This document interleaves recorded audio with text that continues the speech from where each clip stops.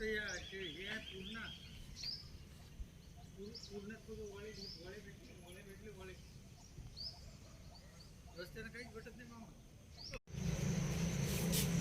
Ticket ticket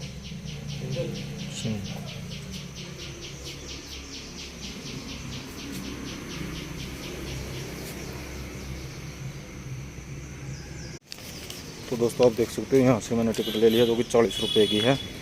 और अब चलते हैं अंदर, ऑटो वाला वेट कर रहे हैं। तो दोस्तों हम छत्रपति साहू महाराज जो का राजमहल है, म्यूजियम है, उसके अंदर आ चुके हैं। तो अब मैं आपको दिखा देता हूँ भाई वो किस प्रकार का हमारे सामने बैक साइड में भी देख सकते हो, मैं फ्रंट में भी आपको एक बार दिखा देता हूँ।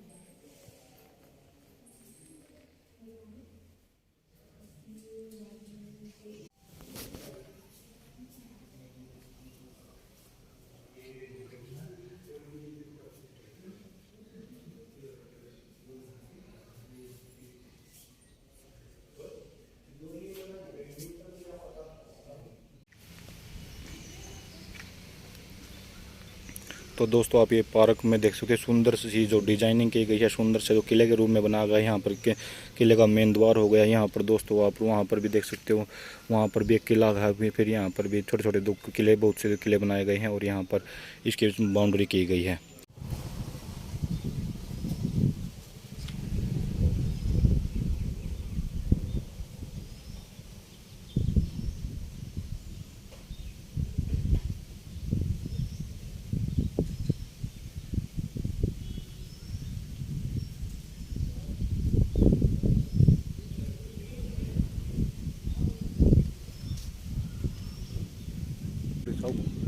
तो दोस्तों छत्रपति साहू महाराज जी का जो म्यूजियम था, जो किला था, वो सारा घूम लिया है दोस्तों। यहाँ पर अंदर कैमरा अलाउड नहीं होता, ना फ़ोन अलाउड होता, कुछ भी अलाउड नहीं होता, पहले से उसको स्विच ऑफ करवा देते हैं।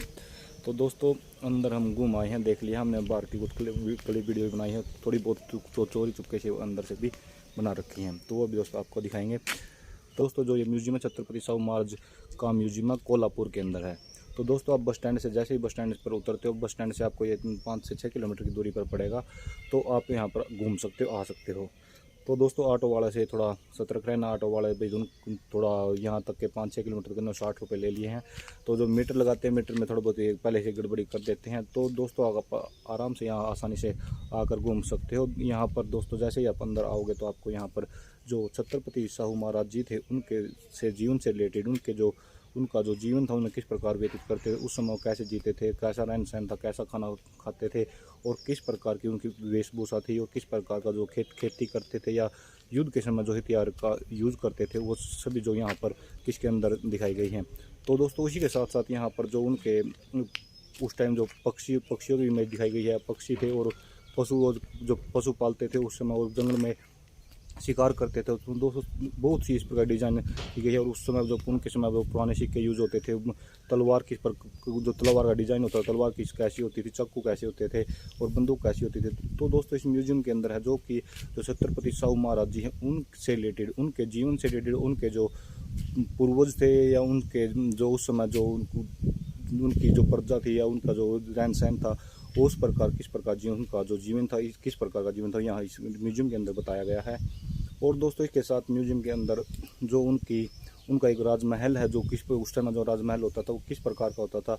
तो दोस्तों सामने जो साहू महाराज जी की वो स्टेज है, वो गद्दी है, तो उसके साइड में जैसे आपने उसमें किसी फिल्मों में भी देखा होगा, तो जैसे उनको सामने उनकी गद्दी होती है, उसके सामने साइड में कुर्सियां हम रखी हैं, वहाँ पर उनकी प्रजा या उनसे बातचीत करने वाले, परामर्श सलाह देने वाले वहाँ पर बैठ सकते हैं।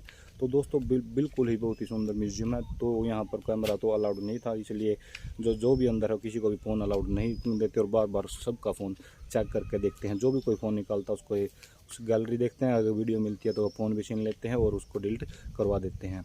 तो दोस्तों जो म्यूजियम है बिल्कुल ही अच्छा और सुंदर है। यहाँ पर जो कि छत्रपति साहू महाराज जी थे उनसे रिलेटेड, उनके जीवन से रिलेटेड और उनके उस समय जो भी उनका जीवन था, बोगी किस प्रकार की वो खेती करते थे, किस प्रकार के वो जो बैलगाड़ी यूज़ करते थे एक स्थान से दूसरे स्थान के जाने के लिए, गाड़ी किस प्रकार से यूज़ करते थे, वेशभूषा क्या पहनते थे, ये सब यहाँ की उनके जीवन से रिलेटेड जानकारी यहाँ पर दी गई है। उनके जो जीवन पर इस म्यूजियम के द्वारा दोस्तों उनके जीवन पर प्रकाश डाला गया कि उस समय जो छत्रपति साहू महाराज थे वो किस प्रकार का जीवन व्यतीत करते थे।